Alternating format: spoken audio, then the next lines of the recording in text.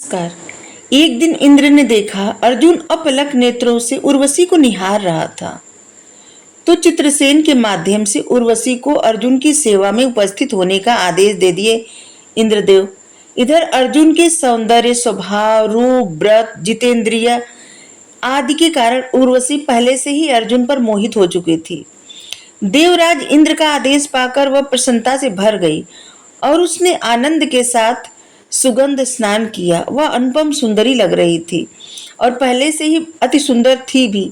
अच्छे अच्छे वस्त्र पहने, आभूषण, सुगंधित पुष्पों की माला, ये सब धारण करके सब प्रकार से सज धज कर मुस्कुराते हुई अर्जुन के पास पहुंच गई। सजी धजी उर्वशी को देखकर अर्जुन मन ही मन अनेक प्रकार की शंकाएं करने लगे।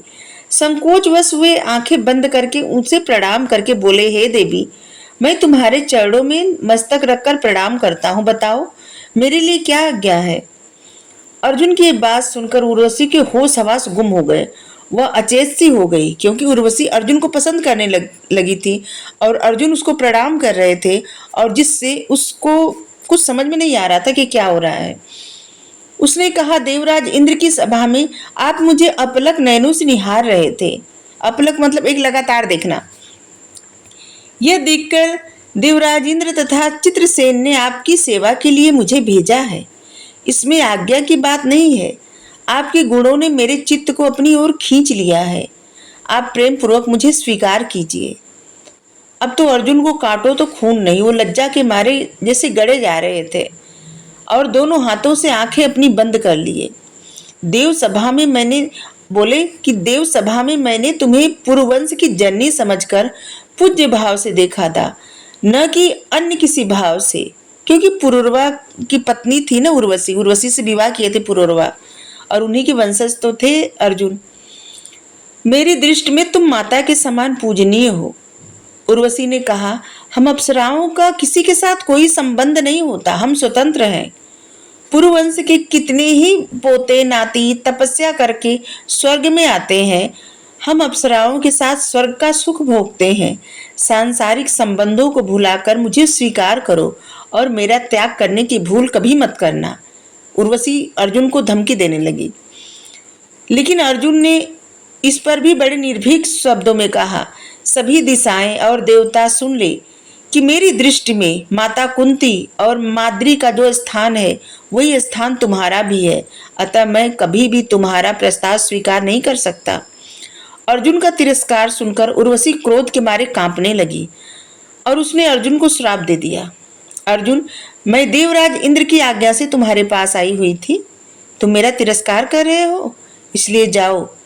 तुम्हें नर्तक होकर स्त्रियों में रहना पड़ेगा और जिस तरह तुमने मेरा अपमान किया है उसी तरह सम्मान रहित होकर तुम नपुंसक रूप में जाने जाओगे।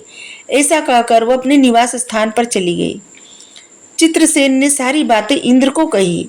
देवराज इंद्र ने अर्जुन की यह बतला दिया कि उर्वशी के द्वारा दिया गया श्राप गुप्तवास में एक समय जो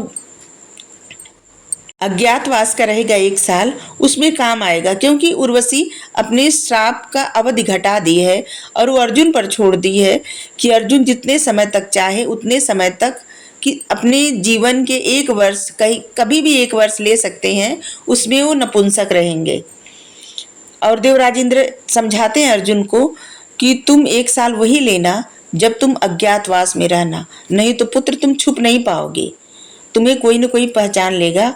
और इस तरह अज्ञातवास में इस श्राप काम आया। कभी कभी श्राप भी काम में आ जाता है। देवराज सब बतला के बताए कि तुम्हारे जैसा पुत्र पाकर कुंती सचमुच पुत्रवती है। हे पुत्र, आज तुमने देवलोक में आए हुए प्रवृत्त मुनियों सिद्धों के लिए मर्यादा का एक ऐसा उदाहरण प्रस्तुत किया है जिसको आदर्श मानकर स्वर्ग में सदा उसकी चर्चा होती रहेगी। पांडव जब युद्ध क्रीड़ा में हार करके 12 वर्षों का वनवास काट रहे थे तो उन्हें 1 वर्ष का समय अज्ञातवास में व्यतीत करना था और पहचान लिए जाने पर पुनः 1 वर्ष का 12 वर्ष वनवास और 1 वर्ष अज्ञातवास मिलता।